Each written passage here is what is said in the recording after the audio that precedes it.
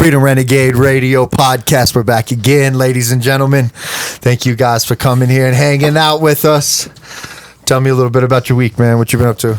Work, bro. Work. That's it? Work. Just working with you, all day? Work with you like that. Work with you here. Yeah. And work and the job out there. About it, dude. They're trying to not to fall asleep in the fucking studio. Dude, yeah, you've been sleeping a lot, dude. I know. I just keep falling asleep, dude. I'm We got tired. to go down and see Mom for Mother's Day. That was awesome. Got to go for a little walk with her. Talk to her about her new business. Everyone go check out her business if you're anywhere near Jerome, Downport Digs on Main Street. This podcast is sponsored by Downport Digs in Jerome, Idaho. What's the address? 634 South Lincoln. South Lincoln. Go check that shit out. Well, yeah, it's been it's pretty typical. Just adjusting to life out of prison and fucking moving on. Yeah, you know what? I feel like we never have really talked about that on the podcast much. Tell me a little bit about the hardest parts about being in prison and the easiest. Tell me what you think. How was it the very first day you went in? How did it feel when those bars closed and you're laying in bed for the first night? I haven't, but you know my whole story obviously, but I haven't done it a bunch of time. So when I got arrested initially, my case went on for 3 years, a little over 3 years. But when I first got initially arrested, before I bailed out, I got stuck in that holding cell, and the holding cells are just like, you know, you don't have a TV. You're basically just sitting on a bunk, you know. And I remember when I went in after I got convicted and sentenced, and they took me in, I remember thinking, fuck, I hope they get me out of this holding cell quickly. And I stayed the night. If I remember, I stayed the night one night in the holding cell before they process you into the pod. Mm-hmm. I think I stayed for one night, maybe two. I stayed for 2 nights. And that next morning, they moved me out into the pod. But I remember I just wanted to get into the pod because I knew they'd have like a TV. It'd be more like regular living. And I knew there'd be more people in those pods too, because in Ada County, they have like 100 people. So the first night was just like, like, okay, this is happening. Like, it's real, you know. Yeah. I'm going to be here for the next fucking year. A year, yeah. Yeah. So it's just sinking in and adjusting to what was going to be life for a little while, you know. A lot of people always seem to say too, like I hear this commonly, like doing county time is way harder than doing prison time. And so it seemed like you had the same experience of like being in county for 5 months? Yeah. 5 months of county, dude. You were itching so bad to just get into the prison, but it sounds like everybody's right about that shit. You did more than half your time. No, in county. Well, if you count the time I was actually like incarcerated, because outside the CRC, it was more time in county than it was outside county. Yeah. Yeah, so that sucked, dude. Yeah. It fucking sucked. Yeah. What's the shitty part about it? You just in there with less people? County it's just not equipped for people to be there very long. You know, your counties, you should only be there for a month or a couple months maybe. I know there are people that do county time. There are people that do county years and shit, and people that are in there for a couple of years and shit. But typically it's not meant for that, you know. And it's when you get to prison, it's equipped for people to be there for life. Yeah. You know, in every single facility. So, well, probably not every single facility, depending on the level of custody you're at. But you get my point. Yeah. You know, people are supposed to be there for a few fucking years, so you have movements, you have a whole fucking gym depending on where you're at. You know, Dude, a gym's got to change everything to go through life. You know, you have way more commissary and shit. You have people that you could probably see eye to eye with, depending on what. Like in a county jail, you know, you like in Ada County, that you have 100 people in a pod.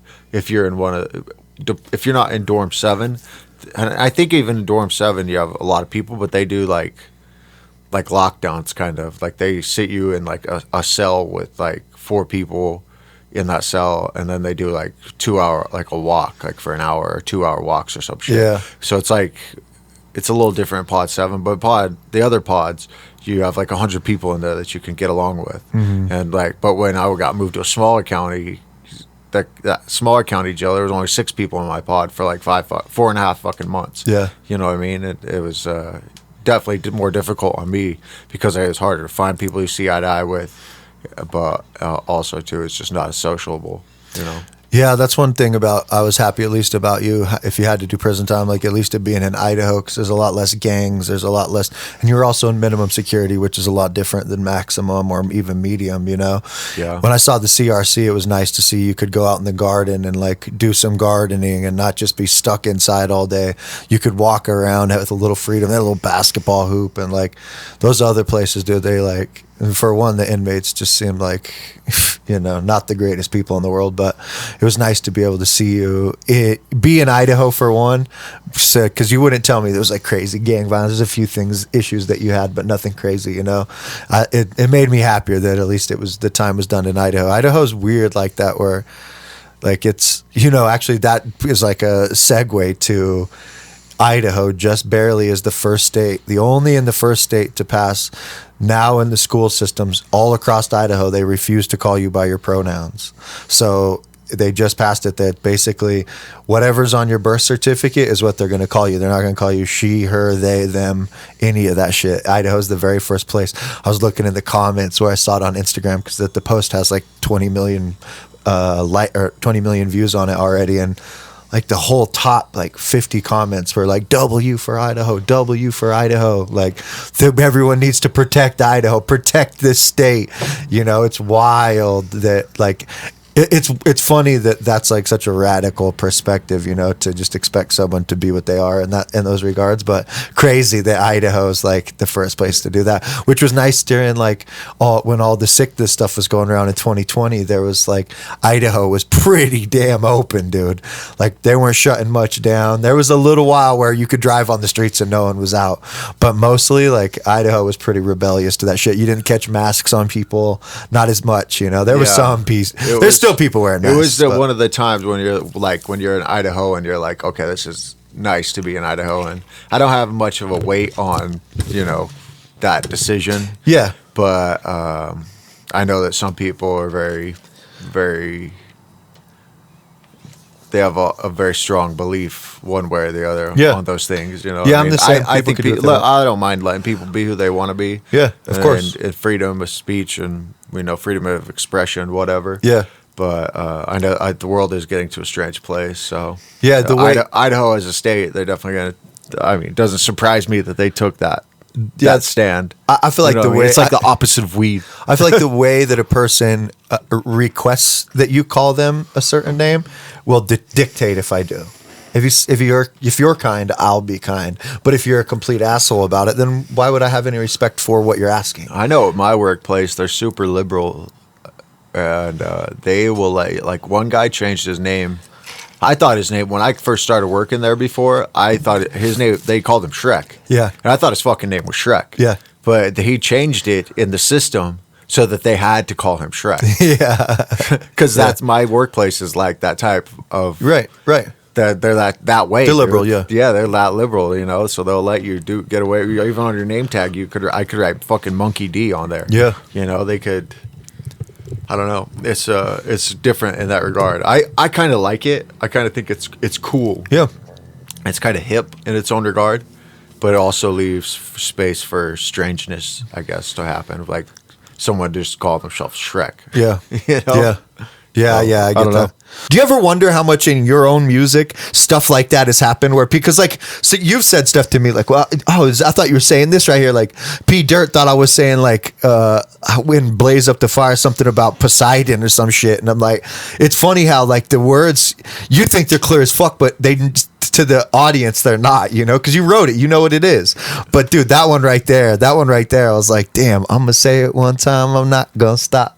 Fuck it. It's pretty funny, dude. Yeah, it's funny how that happens. It's when I write my music, I know that's kind of the beauty of it because I know I go with that into expectation of like I know that this will happen to the audience, my fan base, and my listener because it happens to me when I'm listening to music. Yeah. It happens to everybody when they're listening to music. They put their own meaning to it from their own life. You know what I mean? Yeah.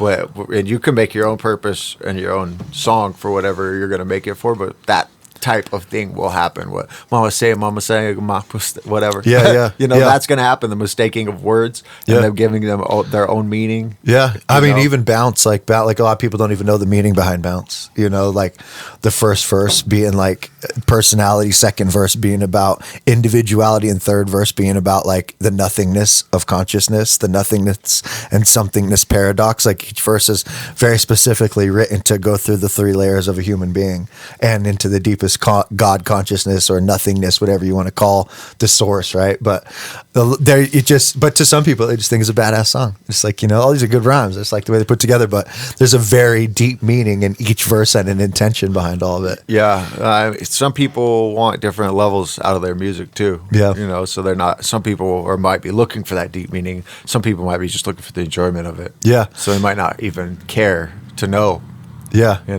Robbie Menard was asking in like the comments, what is like our favorite thing to write about, which kind of goes along with that. And he was also asking what is the best investment we've made as an artist in music wise. I would say, I don't know, writing. I don't have like a specific thing I like writing. Yeah. Whether it's like braggadocious or whatever. I just like writing whatever's in my mind and on my heart at the time. And also, too, wherever the beat takes me. Yeah. Whatever I land on, whatever emotion that strikes. I like to write from freedom. Yeah. I'm go ahead. And I think our best investment, I would say our best investment has been to move out of an at-home studio and get an actual studio, because it makes for a neutral location for us to come and work every day together. It's work right when you walk through the door. Yeah, it changes the atmosphere to where it's like, it's a work environment. Yeah. You're not going from a house to a house and playing fucking video games or having the opportunity to, even though I'm going to set up the fucking Xbox here. It doesn't, even with that, we walk in here and it's this neutral space where we're inclined to get to work. And it's like, kind of like this little magical mecca place to us. You know, our studio has been a great investment since we moved the studio from my house. 1, 2, both house. How many different locations though? Like 1, 2, 3. This is the third. No, I think because you went. Oh shit! It's been in every house I've lived in, dude. Like 1. I built a studio in 2, every single house. 3,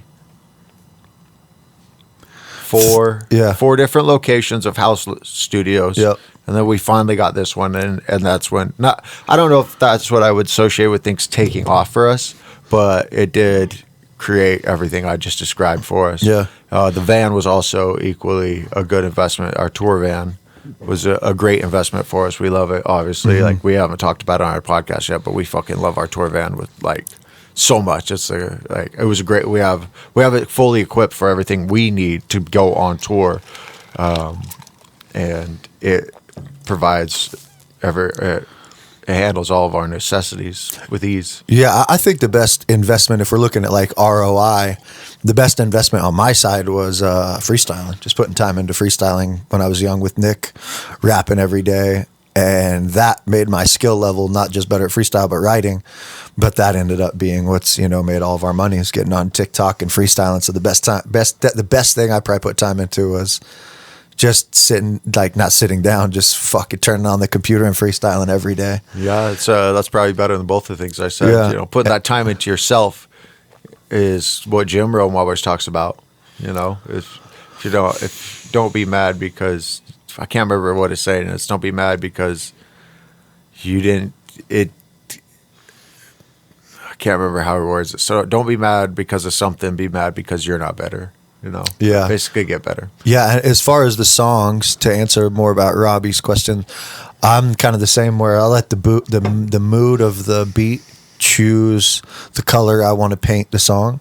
And then, so usually the beat dictates that, but my favorite to write is definitely like, not like crazy braggadocio, but I just like being in that mood of the beats I like to pick the most are the ones that are like the most braggadocio feels, like when you just feel badass when you're playing the beat, it makes you want to write to it more. So I kind of like that feel of like badass rhymes, like building up a character in some way, that shit's fun to me. Yeah, I think I would agree with that too. There's like there's something about what hip hop is as an art and as a culture and as its own craft of music.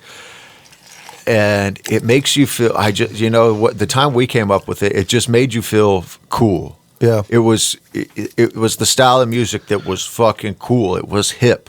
You know what I mean? And it is hip hop. It's still hip hop, but that's the style. That's the way I like to feel when I write my shit. Yeah. You know what I mean? I like it to come off as like this cool fucking sway of cadence and rhythm and feel all together, with flavor that all just mixes into this insanely dope, amazing track that's got a great feel to it. And also, too, has a great meaning. Yeah. And vibe. Everything about it is just turning on to a person's cells, their core, their fucking soul. Yeah. I definitely agree with you. There's some of the best songs I've ever written are the least listened to songs. The songs that have been the biggest, aside from Bounce, are like songs that are just like either really fun or a little bit braggy, but like free your mind.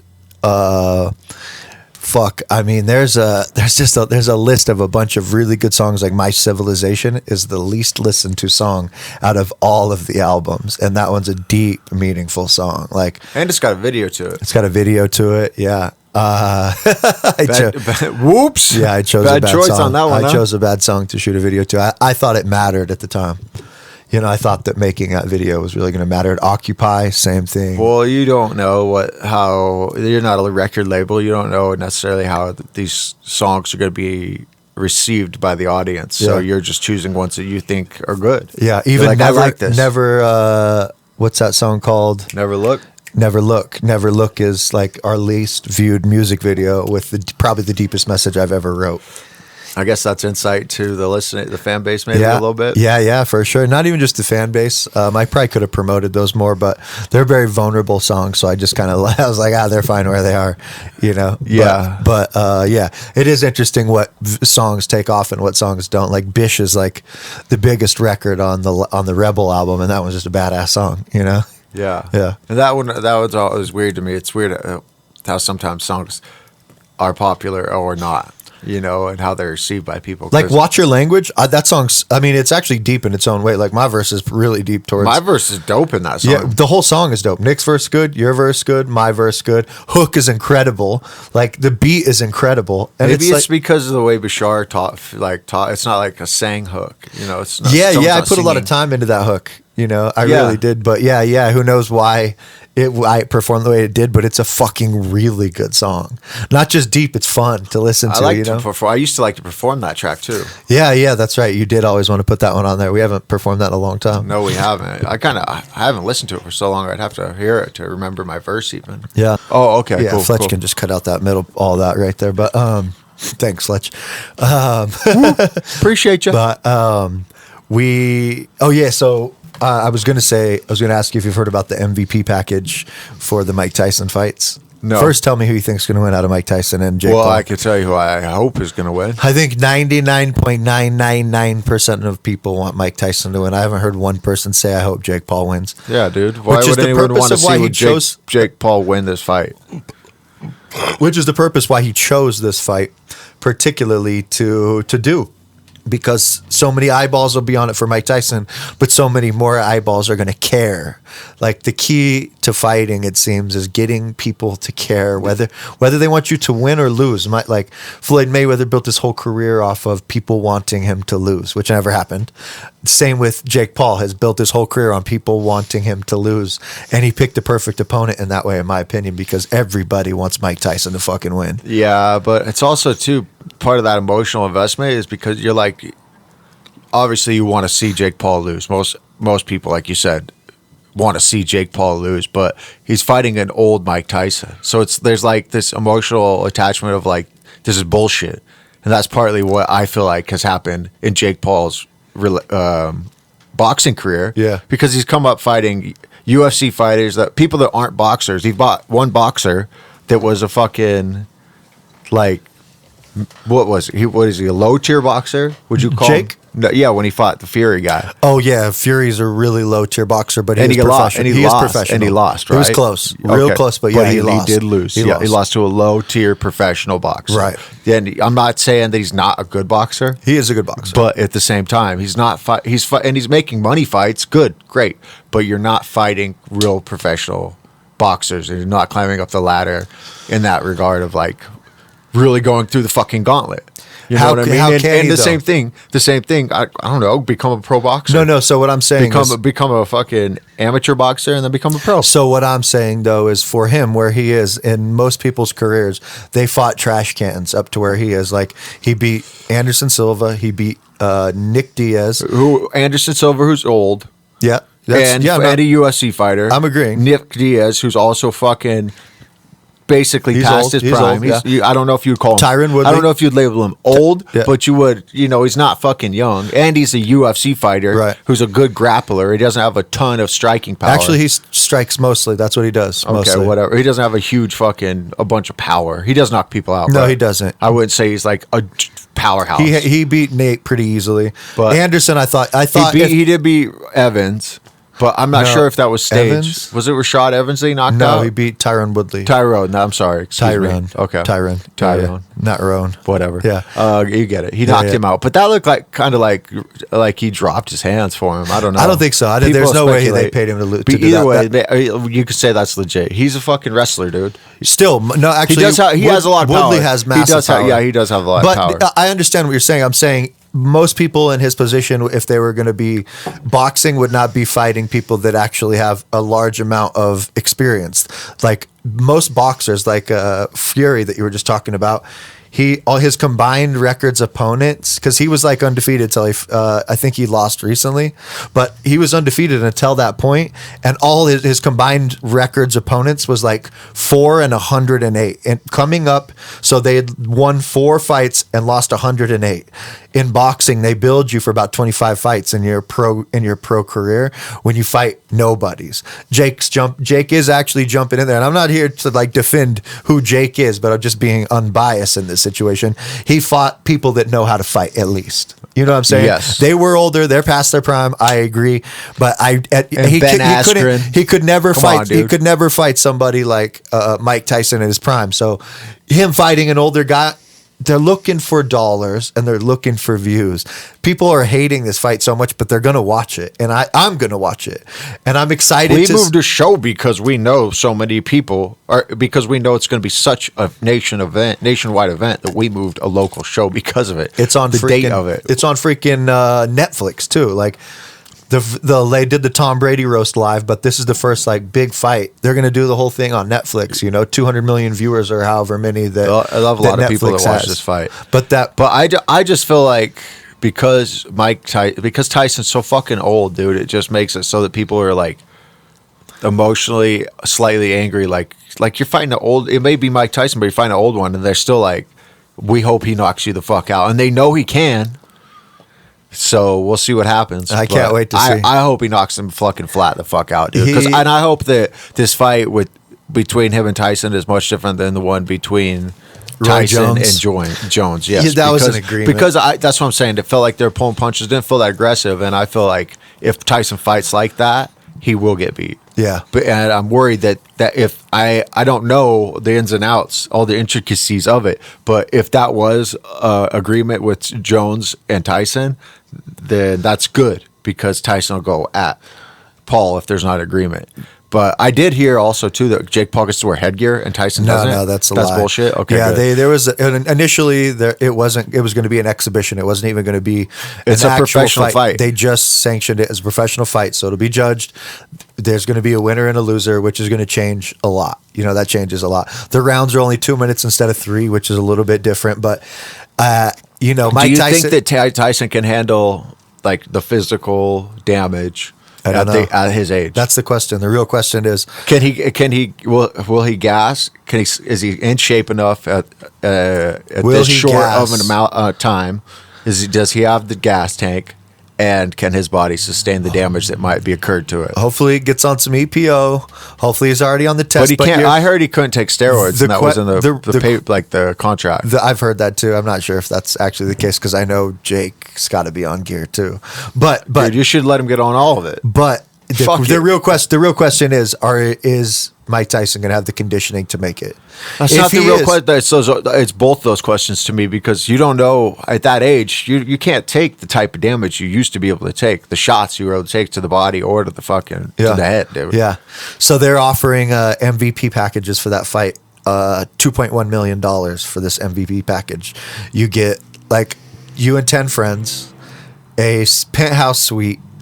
You get pictures immediately after the fight in the ring. You get to get in the ring with everybody. Before the fight, you get pictures. You get to be in the back room with them while they're warming up. You get to hang out in the room and stuff. And there's like, you get to obviously sit like ringside. $2.1 million for this little package, you know. I guess if you break it down to like 10 people, it's about $200,000 a person. But damn, dude, $2.1 million for an MVP package. Fuck that. Yeah. I'd buy a seat, dude. Yeah. It blows my mind the amount of money people spend on shit. Like when they have money coming in and how much they'll blow it. Like spending habits that individuals have, and then when they become successful, whether it's in fame or with a business, how much they spend. Yeah. I am the total fucking opposite, and you already know this. Yeah. But like I was just listening to one of the Nelk boys talk about all the money that they have given away. They didn't really talk like specifically state a number of like how much they've spent, but they did say that they could have made like 30 million and had 30 million, and they didn't. Yeah. It sounded more like they probably had like below 5 because Yeah. they spent all of it, dude. And it sounded like they blew it like on stupid shit, like giving it away and just blowing it. But here's the thing, dude. But I get the lifestyle. No. Listen, let me finish. I get that it comes with a lifestyle and it's shit. And yes, I would spend money on things, but my shit would probably be like dinners and I'll buy everyone's stuff. But sure. If I had $30 million coming in, and I'd probably still have like 28 or 29. Sure. Dude. These guys are geniuses at what they do. That Nelk Boys podcast. He knows he's going to make more. Listen, the money that they're putting into the money that they're reinvesting in the business is one thing, but the promotion that they're getting by new people seeing them do these giveaways. And yeah, in the beginning, the 30 million that they made in this last year, yeah, maybe they're going to give most of it away in these like things that are growing their audience. But in the next year, the amount of people that are in there, they're going to make that money times 5. And so the next year they're going to end up with way more freaking money than they, you know what I'm saying? Than they would have just by investing the first year and to building it into the second year. They're going to make way more money. They can do more giveaways and keep growing, obviously, but they're going to take that 30 million and by what they have built by viewers, they're going to get 5 times that in returns because they know what they're doing online. You know what I'm saying? So it's, yeah, I'm sure they blew money on stupid shit. Like maybe they bought cars, houses, whatever, depreciating assets. But in the most part, they're building their podcast like that, dude. Yeah, and I get where you're coming from. My point, and this, I'm just associating this with the clip that I heard. Yeah. But it sounded more to me like it wasn't like a video where they're like giving out money to somebody or anything like that. It sounded like he's just giving somebody some cheddar. Yeah, you yeah. know what I mean? And none of this is like accounted, Michael Vick in it. documented. Yeah, which is fine. I mean, do what you want with it. But all my point is about it is that if I had that kind of stream of income coming in, I would keep it. For one, yeah, and then you like have a plan or create a plan to utilize it to do what you explained, or create some other business, or pay off fucking property taxes for like 50, 100 years for my family. Like set people up for success. Yeah, you know what I mean. Set myself and my family and my loved ones up for success. I'm sure that's what other people do too. But I would feel like if I had that much, I don't know. I don't even think I feel like I could spend that fucking much money. I could spend it, but I could do it in an hour. Like when you bring up $2.1 million, if I'm like, yeah, I'm making 30 racks or 30 milli, I could afford it. We're going to take everybody. Like I would still be like, fuck that. That's a waste of money. Yeah. It's always going to be, in my mind, a waste of money. Like I'll get a seat for whatever it costs. It's a $5,000. It's whatever. That's not let's change in the pocket of that. It's a billionaire's expense. That's a billionaire's expense though, right there, where You know, I wish I could remember the amount of money that like Elon Musk makes in 1 minute. It's like fucking $150 million a minute or something. It's insane. Yeah, it's ridiculous, dude. It's the amount of money that some of these people have is ridiculous. So they know. I think they're really smart actually for setting these MVP packages up because there's Somebody's gonna get people out there that will pay it just to be there, just to say they did it. People like the just Nelk to say boys they would did do it. just to document it, Yeah. and put out fucking content behind it, Yep. and get paid for it. They might Yep. make it back plus some. Yeah, we're in an era where that is a possibility. You know, the internet changed everything in those ways. You really can turn one of those things into so much promotion, it pays for itself. It's true. You know, it's It's true. wild. It's wild. It is hard though to like navigate the business expenses of like, I mean, this year we've put a lot of money into a lot of things for trying to not only just build up podcasts, but just get bigger in what we're doing, you know? And I mean, yeah, the shows are getting bigger and the money we're making is getting better, but it's, you know, it's hard to decide where to spend that money between the two of us. Like I'm a relatively frugal person. You're much more frugal than I am, but you know, it's hard to decide in the business what's worth actually putting money into. Like in the past, we've done like paid promotions and like placements and shit, and now everything we're doing now is on our own. We don't really do that stuff anymore because you don't need it. You know, it doesn't pay off like you think it's going to. Everything we really invested into in our business, there's not very many things that I found that are like, oh yeah, that's worth it. You know, like even the thing like Cyrus to Share thing, like he did that for free just out of the generosity of liking our video. You know, like, and that was our biggest one. It wasn't something we paid for, but that was because of what we did. And it goes back to what you said and what your best investment was. It was yourself. Yeah. You know what I mean? If it wasn't for you investing in yourself and getting to a level where you could share content that made it so that piqued people's interest enough to share it for a person like him on a big platform, then nothing would happen. Yeah. You know? Yeah. So if it's because of that. Yeah. It's because you built your skill up. It's true. It's true. Yeah, you're definitely not wrong about that. I want to ask you something. Okay. Shoot. Around a video that we were just watching, but I want to start with a different way. Okay. I want to ask you to build a dream team of 5 rappers for a group you could be in. But before we do that, I want to ask you 3 questions on who you would pick out of these 2. Not in the dream group, but who would you pick out of these people? Eminem or Tupac? Don't hit me like that. Come on, they got to be hard. What am I picking them for? That's up to you. Like, let's say to rap with them like I rap with you. Let's say skills. If you were just gonna pick one, which one of them would? If you had to delete one of their musics, which of the 2? Let's do that. That's tough. If man. you had to remove Eminem's music, you had to remove Tupac's Next question. music. On Drink Champs, you take a shot. No, fuck, shit. If you had to, though, you got to choose one. For skill? No, which one would you delete? Which one? Their because catalog. Of skill? No, just personal preference. If you had to delete one, which one would you delete? If I That's a tough question. If I had to pick, and this be all hypothetical, but I would delete Eminem. Yeah. Yes. Yeah. I think Eminem had more of an influence on me. I think Tupac had the initial. How can you fucking delete Tupac? Tupac had the initial influence on me. How can you delete Eminem either? Like they both influenced. You made me. They both Put a gun to my influenced head, man. where we went in our career. Yeah, I don't know. It's a really hard question. Who would you delete? Who do you think is a better rapper? Eminem. Yeah, skill wise. Yeah. Eminem has the passion of Tupac in a lot of his music, which is what you would keep Tupac for. He has more of a blend, but a better like rapper. Like Eminem's rhymes are more complex, unique, and fucking. They're just more unique than Tupac's were. Yeah. Tupac's were more like simple and to the core, and they hit you. They hit you right here, dude. Yeah. They hit you right here. Yeah. You know. Yeah, I guess I'd let Tupac. But he did. He had some like more multiple cadence shit going on too. You know, he wasn't just a simple rapper. Until the End of Times album influenced me heavily in my life with Tupac. But if I look at like who influenced me probably more when I was younger, was after that first album, it was Eminem for 2 albums back to back, maybe even 3 that were like kind of influenced the way that I looked at hip hop, you know. So I guess I'd probably say Tupac. Those are 2 of my like top favorite artists of all time. Okay, Like, I know. You made me delete Now one of the greatest. I got another one: T.I. or Lupe? T.I. You get rid of T.I.? Oh, to get rid of one? Yeah. I take T.I. You'd take T.I. I take T.I. God, T.I. had some good music when we were kids. I take Urban Legend. T.I. They're both super influential in my upbringing because I was young enough at that time. But at the same time, T.I. was more influential. T.I. was like, ah, man, my man.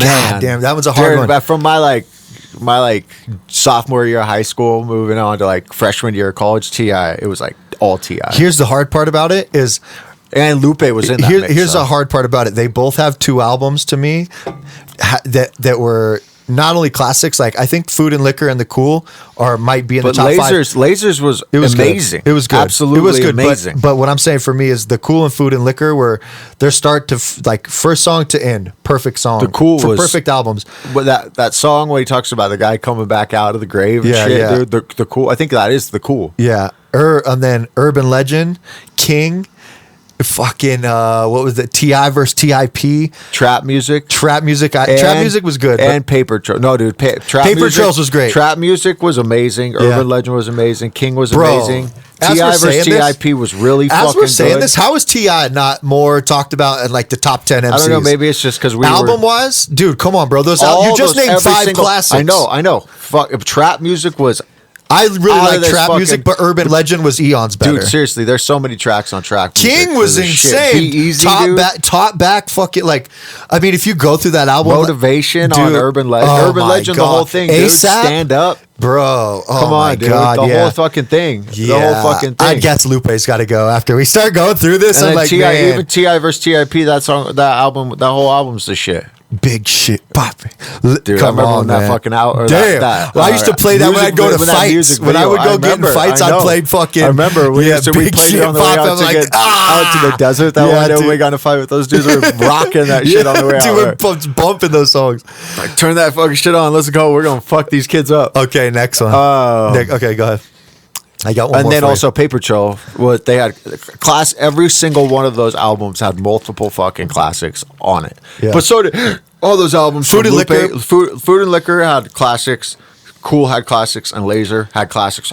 Every single one of those 8 albums has classics. Yeah. on it. Let me give you the next one. KRS-One or Rakim? I have to delete one. Yeah. That's a tougher one. I delete Rakim. No way! I have to. No way! I have to. You know, I heard someone asking Karis one time, like, what do you think about ghostwriters? And he was like, telling him what he thinks about it, gives this whole explanation of it. But he said, but you know what I would do? Someone said, would you ever let someone ghostwrite for you? And he's like, if Rakim wrote me a verse, I'd do it. That says a lot about his view. Come on, dude! You're making me delete Eminem and Tupac, fucking T.I. and fucking Lupe, and then Rakim and KRS. But Rakim actually, I think, has the best 2 albums ever. Like the You're right. You're right. The 18th Letter and the Master. But I what think KRS what has done for me in hip hop has propelled me to that's where the I am thing. today, and what he has done for the culture. It's like it's almost the deeper meaning to me of why. Yeah, you know what I mean? I get that. That's actually was going to be A my point. philosophical reason. What KRS has contributed to hip hop is almost equal to what Rakim, because Rakim changed everything, the way he rapped. Like after Melly Mel and Grandmaster Flash, there was like a period where the lyricism changed. But when Rakim got on the mic and Cool G Rap got on the mic, everybody was trying to do that. There was a moment literally in the time of like the early Rakim days where everybody thought I could never rap like this. I got one for you. Okay. Who do you delete? Okay, wait. First, who do you delete with Rakim and KRS? It's God damn it, because Rakim's albums. If we're talking music, I'd delete KRS-One, but Chris Styles is one of the best hip hop albums of all time. So I would definitely, if I'm keeping the music, Rakim influenced me more than any other artist alive. And did you say you delete Tupac or Eminem? Tupac. And then so we have opposites. And then I'd delete Lupe, and then I would delete KRS. Who would you delete out of these two? MC Monkey D or Holistic Meditation? Well, since you unbiasedly. So here, since you only have half song heaters as one album, also known as Onion Cake, and Looney Tunes, I get to keep every track I'm on of yours. If you're gone, I think Bounce single-handedly brought us to where we are today. So if we delete that, we'd have to be building off your stuff, so I'm gonna have to go with holistic meditation. From an unbiased position, though. That was unbiased. All right, well, that's your decision. I'll let the audience make their own decision on that one. We'll clip this out. They already did. That's We'll where we clip 'em out. are. We'll clip them out. You just got some women that love you, Come so on. you might get a few girls that just throw you the crisp. Don't but wanna miss- unbiasedly, we're here because know- of one song. I don't know if that's true. I would say it's because of TikToks. But either way, that pushed them to the songs. But I just thought that'd be a fun one. Yeah, that was funny. I was wondering. I was like, who are you gonna throw out there? Okay, so now let's do this. Let's do a dream team. If you could put together a dream team of 5 MCs that you could start a group with, you being one, give me 4 other ones that you would like, dead or alive, right now to add as your Me, you, Andre 3000, Tupac.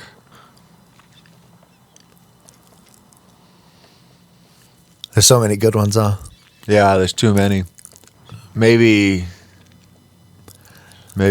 I can't decide between T.I. or Eminem. Yeah, I think right. You know what? I'm doing one more that's right now that would be one of the dopest groups just because of where we are today. I think if we put together a group of obviously me and you, Connor Price, because he's just blowing up right now. I love the style of music he makes. He does a good job. Russ, if we put that together, and Brother Ali. Oh, dude, right there you could have a I fucking feel like if you replace Brother Ali with a different one, it'd be- Brother Ali with like, man, if we just Who's want that guy? Tom McDonald. No, He's you know, hot. you know who would be nice to throw in there? Big L. Big L. Throw Big L in Oh, there. Throw Big L in fuck! there. How can you leave Big L out of You anything? can't. But if I'm talking about just the best, who I would put together for the best MCs, it would be like, this would be a crazy one, but it would be like KRS-One, Rakim, Lil Wayne, Black Thought. This one's tough. I guess I don't even know who would be a good one. Big L probably would be a great one. That'd be a good. That'd be a super group right there, dude. Mix right there with Big L on top. Yeah. I like. Man, that would be fun. But I would really like at some point. Hopefully, our paths cross with Connor Price. I think he makes good music. Yeah, I would. He like makes to- original music in a way that I haven't heard. Who's in a that while. guy that does that song with him? That hot, still hot. Nick D is his name. Oh, okay. Yeah. Because I think I've seen him online. He does different He music. doesn't really He's- have as he- big of a following. I don't. No, think. but he does. He even with he sings doing those songs with Connor. He sings and raps and stuff. He's got millions of followers. Does he? Yeah. Maybe I ran into a different guy that was promoting his music that maybe He's a just lot looked smaller like him. than Connor Price, but he has good stuff too. The stuff I've ran into is really good. Okay. Yeah. Nick what? Nick D. Nick D. Okay. Yeah. That's cool. Yeah. They're doing well for themselves, man. We're not. We're right about to turn that corner right behind them. I was messing with Nick one time and I sent him that hot. What's it called? Still hot. Yeah. I sent him the back and forth between those guys, and I was like, this is what you could have been if you would have stuck around rapping with us. And he's like, what's that fucking guy's name? And I looked him up, and I'm like, Nick D. Nick fucking D, dude. It was hilarious. I was like, what are the odds that he has the same name as you? I didn't even think about Yeah, that. dude. I was like, that's crazy, That is bro. crazy. Yeah. Better luck next year. For sure. I mean, he was a World of Warcraft runner-up in tournament in BlizzCon, so I mean, he did a pretty good job for himself. I mean, rapping's a long shot, dude. I could have been a doctor easier than I could have been a rapper. Yeah. Here we go. Here we go. We're back, And- baby. And we're back. We're back. Let's go. All right. So, what were we talking about? I can't remember. I had no idea what we were talking about, I and it can't really remember. doesn't matter. I have something that I wanted to talk about, though. Do you have something you want to talk Go about? ahead. No, go. Shoot. I've always been interested in this question. It's interesting. Look into people's personality. If you could have any superpower in the world, anything, what would you choose and why?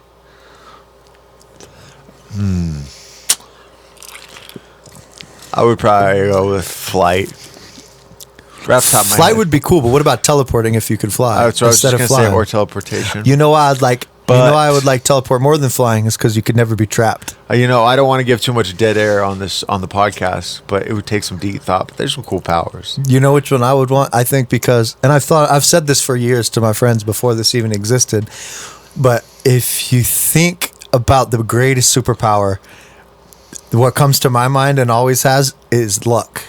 There's a new superhero movie out. I can't remember which one it is. It might. Is it an X-Men? It might be an X-Men. I can't remember what it is. There's a chick that has luck as a superpower, and no matter what's happening, the worst situations always turn out the best for her. Guns jam when they're in her face, like buses tip over when she's trying to drive a bus, and like all the cars wreck perfectly for her to get away. Like the greatest superpower to me, and I swear to God, I used to say this for years, that like the best superpower would be just infinite luck. The best luck in the world. If you think about that, like you never get trapped, nothing crazy happens, you can't do anything crazy. You just got fucking the universe on your side. You know what I'm saying? Like it's a pretty good superpower. Yeah. Teleporting or telekinesis would also be. Is telekinesis the mind, or is which one's I'm not sure which is. one moves objects and one is with the mind. Telekinesis, I think, is with the mind.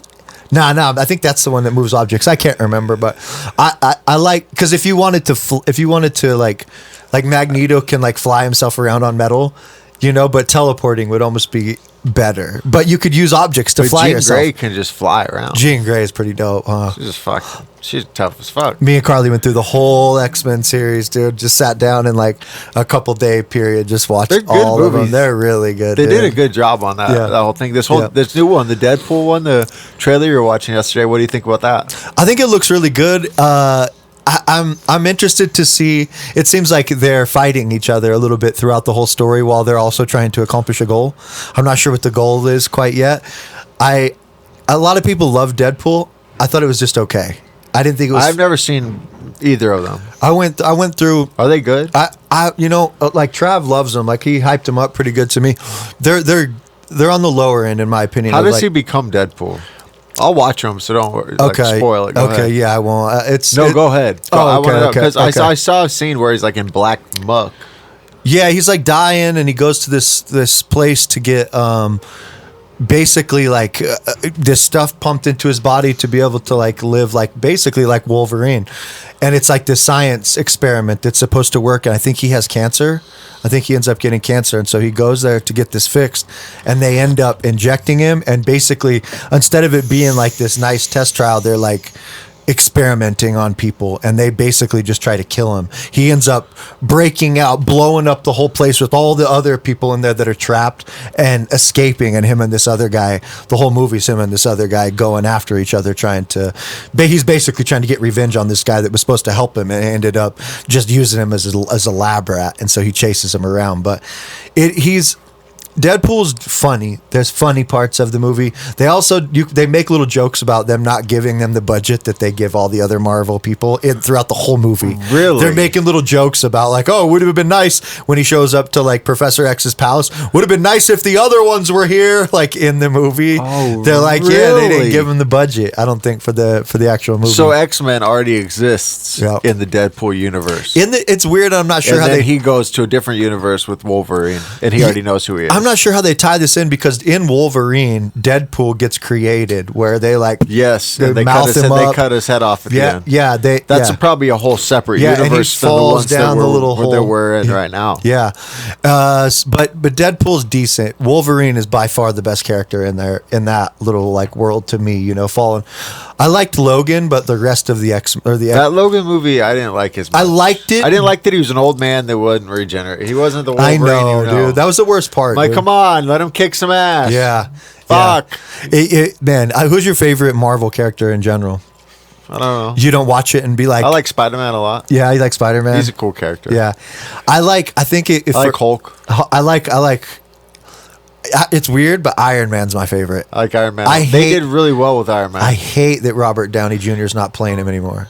He's done. He just said he's done. Well, I saw you know who's playing him now? Tom Cruise. I saw that. Yeah, Tom Cruise is playing him. I'm sure he'll do a great job, but man, Robert Downey just did the best job of playing like an arrogant, a different universe's. I know. Fucking Iron Man. I'm sad Robert Downey's not playing him anymore. He was such a good actor, dude. He played him for like a decade, just like Hugh Jackman. Yeah. I saw a thing from Hugh Jackman playing the first Wolverine. It was like 2004, dude. You ever listen to Hugh Jackman talk? He's like He's Australian. like British. Yeah, Ross. He's like British or something. He talks in this. He's Australian, He I'm talks. pretty sure. The British accent and the Australian accent are very similar. Like, They have similarities. no, I think there was like, I think the British took over around that area, or British shipped all You their think they people. colonized it? No, it's either that or like British shipped all their fucking prisoners over to Australia, and so there's like they're really close to in their language. But when you hear it, it's amazing that Wolverine talks in an American accent, dude. Because I had no idea, but now when I listen, it changed the movie for me. When I found out, I'm like, shit. I'm just listening to this guy. Good job. But you know who else does that? That guy from Sons of Anarchy, the main guy, Jax. Oh, yeah, yeah. He's a fucking like British guy or Australian guy. I've never watched Sons of Anarchy. Is it worth it?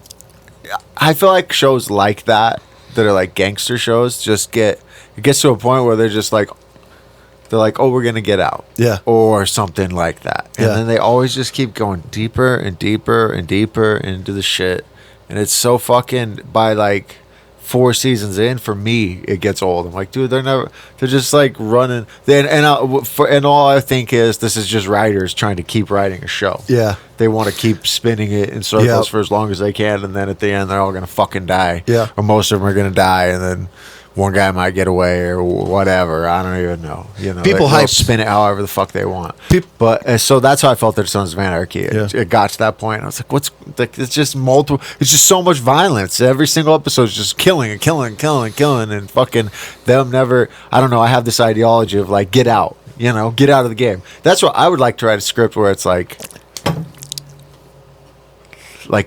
more a fantasy in Yeah. terms of like a guy That you gets get in out. he gets in the game and he gets out. Yeah. And he lives a good life. Or Yeah. like, I probably shouldn't say this on here, but I have a idea for a script, I guess you could say, or a movie, and it's just like all good. Like there's not like I've said this to you. there's not What are you talking about? I've said this to you. Dude, shut up. Are you still in my idea? No, dude. It's all good. This is my I idea. said this to I you. wrote this out already. No, you.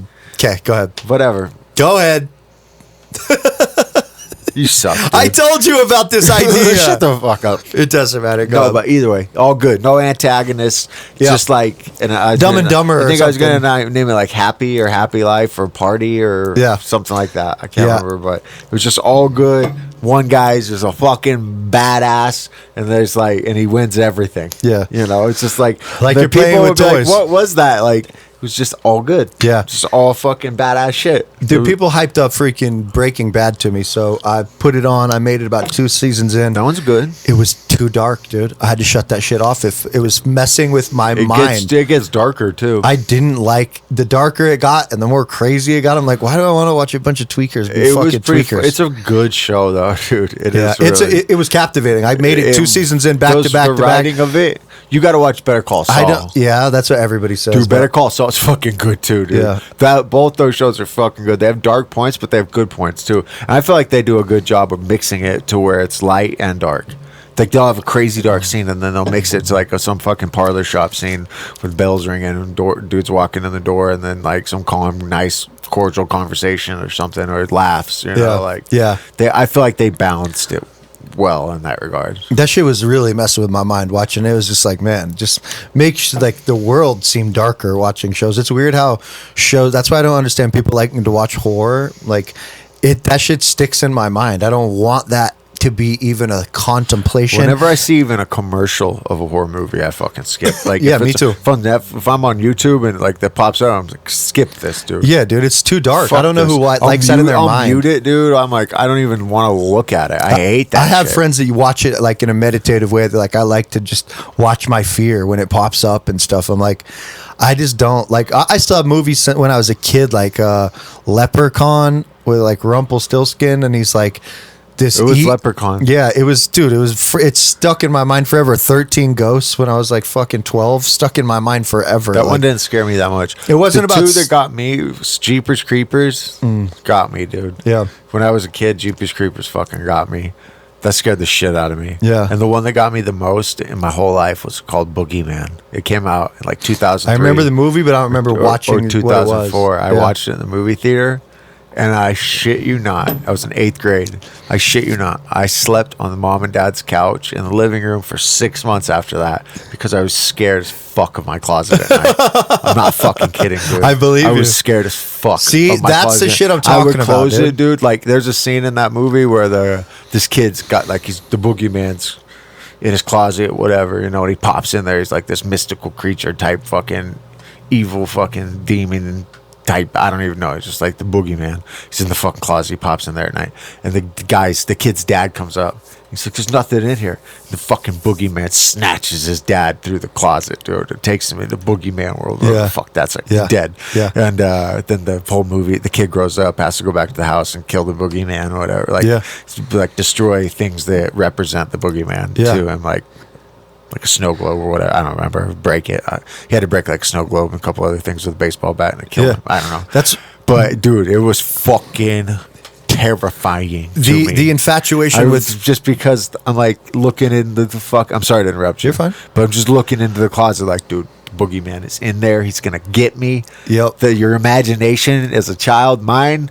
Woo, boy! I was like, I'm sleeping on the fucking couch. Fuck that. He ain't coming from under the couch. That's the weird That's the way I could justify it in my mind too. I was like, he won't come from under the couch. that's the infatuation women have with like murder mysteries and stuff. Like Carly loves to deep dive into like the case that's going on in Idaho and like this that with the people that got killed and all that. Yeah, with not to mention like they're just diving into these things. These are real people in the world. Like women are already naturally like a little tentative to be around men in general because obviously the power dynamic. But sinking this into your mind only makes it worse to me. And like 78 or 79% of listeners in murder mystery podcasts are all women. They love that shit. Isn't that weird? It's weird because every girl that I've ever been with has been that they like murder mysteries, dude. They like things like that. It's not quite like a horror movie. I've never been with a woman It's worse that likes it's horror real. movie. I've never been with a woman that likes horror movies because Yeah. I don't know why, but I see that as a fucking horrible red flag. Yeah, there's something. I really do. If I'm like on a dating site and some girl's like, "Oh, fucking big fan of The Office and I like murder. horror movies," I'm like, Yeah. you're done, dude. Yeah. I'm not doing it because it makes me think, what's in your mind? Yeah. What's in your fucking head? Yeah. You know what I mean? Yeah. I have the same feeling where one of my least favorite things to see that they really project a lot as of the last like 20 years is extraterrestrials coming and destroying civilization. Like in my mind, I think there's probably like 95% entities that are like positively oriented. I feel like to evolve past a certain level of like human civilization, that requires a certain type of intelligence that they're not coming to fuck with humans and A destroy. type of benevolence. Yeah, and I'm sure there are some bad ones, but when they project this on the TV, like in Signs, that scene where the fucking alien walks out from behind the bushes, that shit stuck with me forever, dude. Really? Yeah, bro. That creeps you out? Oh, dude, it was. Did you think that was a scary movie? that one part? I didn't think Signs wasn't. It was a little scary, but it was that one scene when he walks out. They just project these aliens to be trying to take him over. Like, what? I just don't understand how a hyperdimensional, interdimensional freaking race that is doing all this stuff wants to come take over humans. Like, if you in 1 second they could destroy the planet like this. If they really have real technology and an evolved consciousness millions of years in front of us like this, they could blow the earth up. Like, why the hell? It's such a weird thing to do, and it makes it stick in people's minds to where like, if you wanted to and you're the government, you could set a false flag up and take all of the power of humanity just by being like, you could be the aliens and you could literally make an invasion happen and be like, we have to lock everybody down or else, and make everybody, you lose all their freedom like this. And I feel like there's like aspects of that could be like happening. I heard the Roswell crash even that like, once they found out what actually happened in the Roswell crash, when they got into like the ship that had been crashed, they got in there and they found that all of the people in there, when they got them into the labs, this is what has been reported as of lately, was that they actually were Russian people that they had completely disfigured and made them look like extraterrestrials, sent them over, let them crash the ship. Yeah, dude, there's a whole like deep conspiracy on it now that is they're very valid. Like this chick that's online right now, she was on Rogan and a few places talking about what actually happened. They disfigured these human beings. It was a false flag. Yes, that's who knows. You know, it is weird Weren't too. they little people though? Yeah, they disfigured, like, yes, they were little people. They disfigured them, redid all their face, gave them They would look like fucking Frankenstein. they probably did, but who knows how good are plastics? Or how there could be some In the 40s, right? I think it was in I can't remember the date. I don't even want to guess. I don't even care about the time frame. Yeah. But go on. yeah, it's just a lot of, like, even when I think about extraterrestrials crashing a ship with all these ships that Zeta Reticuli and these ships came from all over the place, like, so wait a minute, you ran out of gas? Like, what happened? You know, like, maybe there's That's possible. I've heard that the reason extraterrestrials actually shut down, we live in infinity. the reason that I've heard extraterrestrials actually stop nuclear bombs, because there's been like over 10,000 cases of nuclear bombs being shut off right before they're I about was to going to launch. mention that just a minute ago. They hover, like, they hang around the bases, but from what I heard from, like, They don't want us to fucking.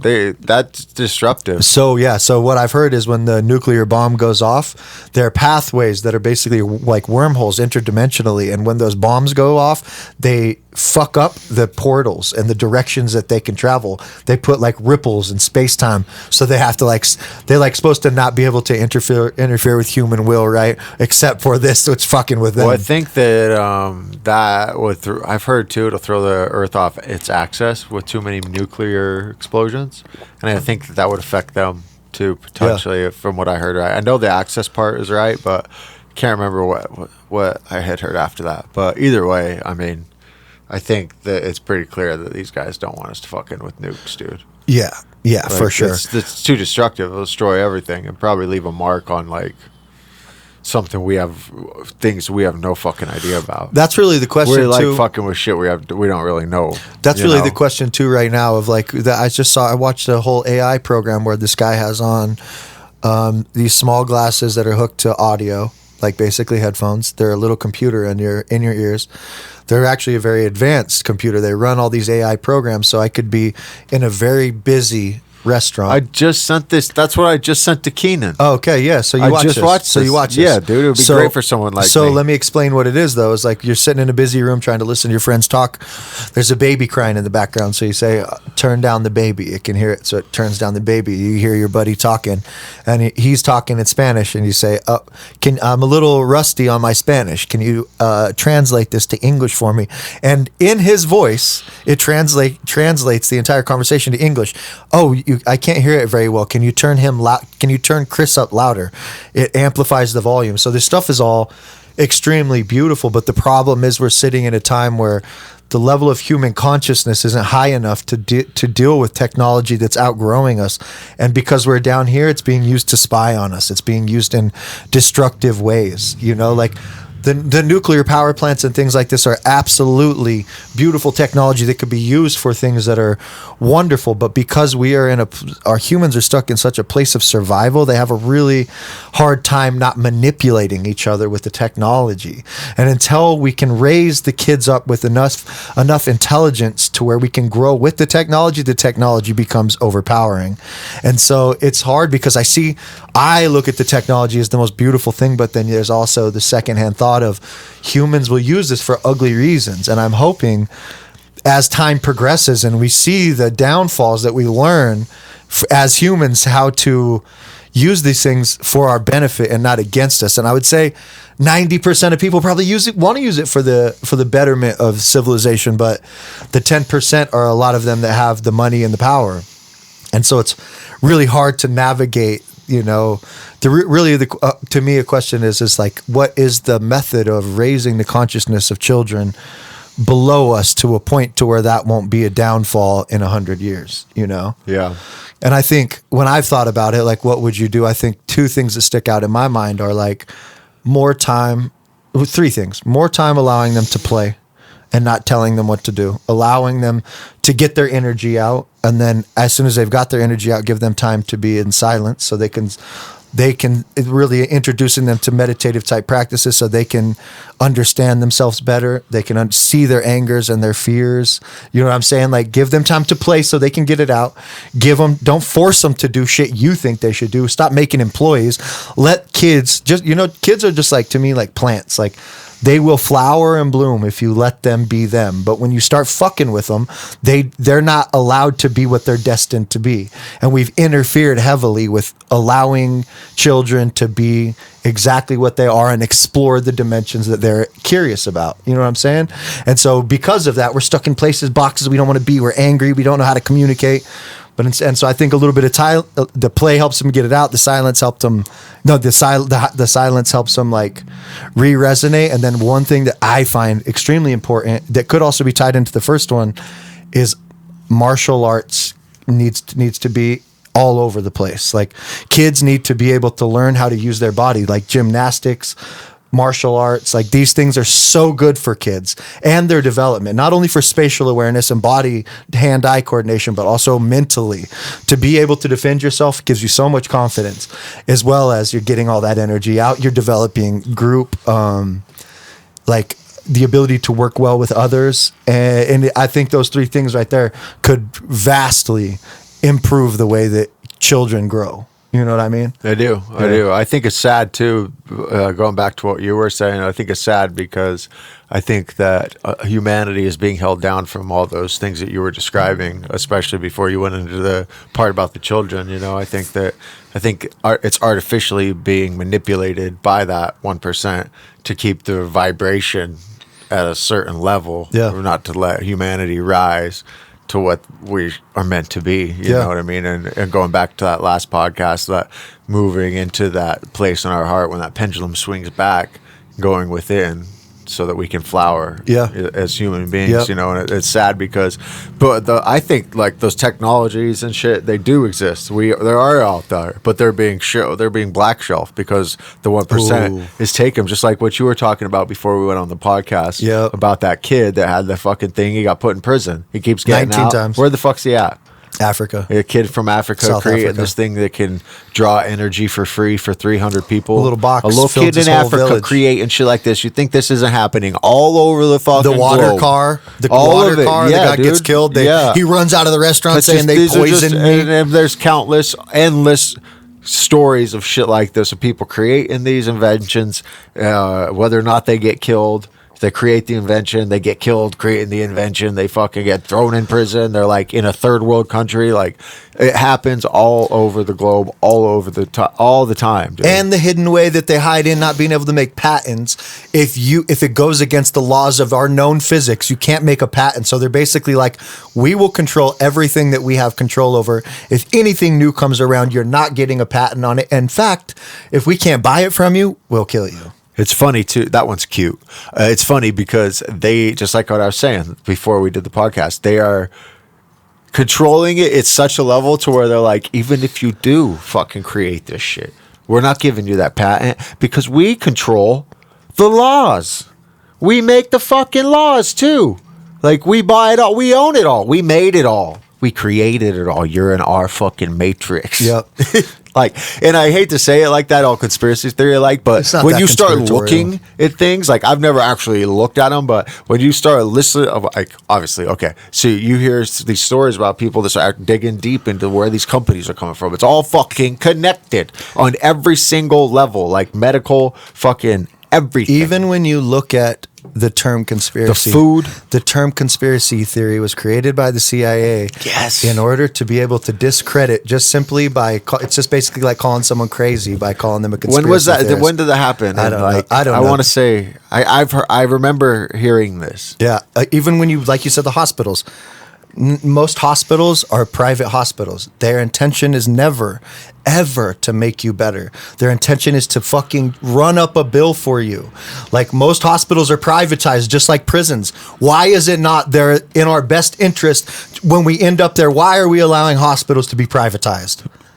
I wonder. I'm sorry to change it for You're you, fine. but like, I wonder why. Like, It's always money. if this is the truth, then what is the reason for this handful of families, group of people, whatever, conglomerate, whatever you want to call it, trying to hold down humanity's vibration? Can I tell you what I really think it is? Why do you hold on? Like, it doesn't make sense because from a selfish standpoint, in a negative standpoint, these people are probably like, yeah, we want to be gods, control, you guys, fuck them. But then on the other end, like when you think about it, really, it would be better for humanity to just be like peaceful.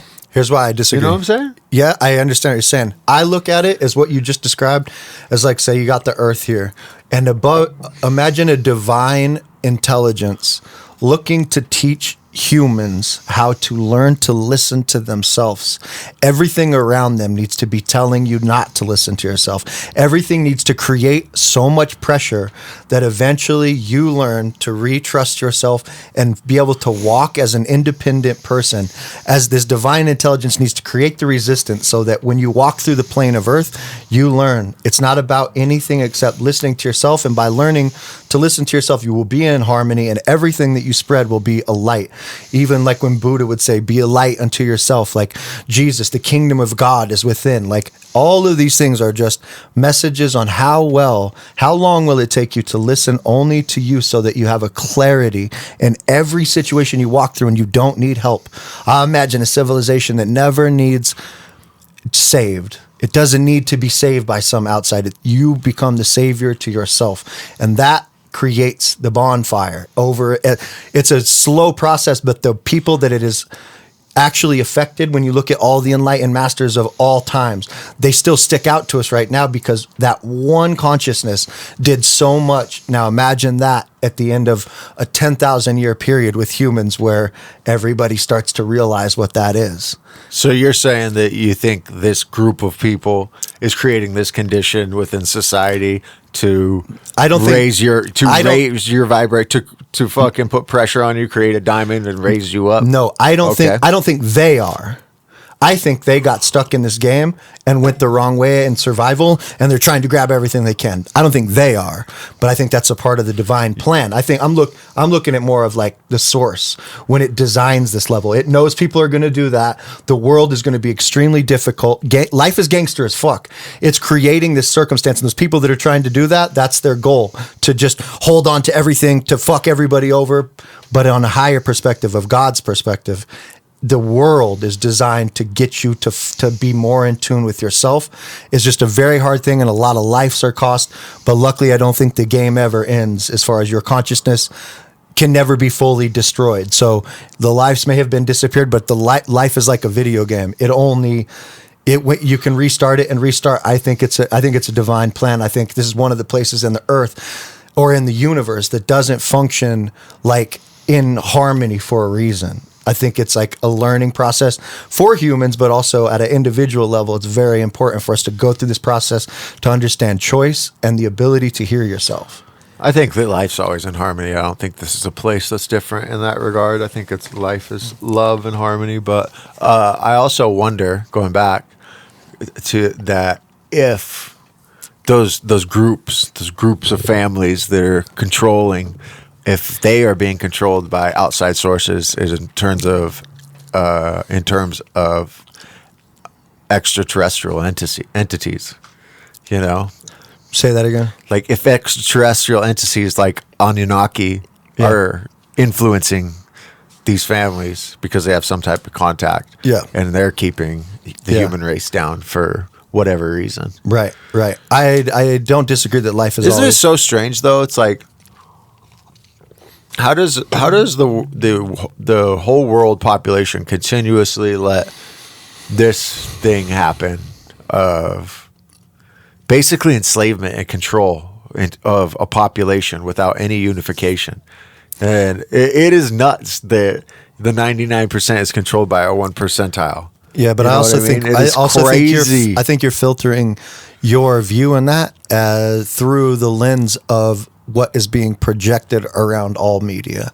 I think on an individual basis, on a man-to-man basis in your personal life, most things are very beautiful. But I think there's a big narrative being spun around the whole world that everything's falling apart. Watch out, be prepared. It's a projecting a narrative of survival mentality.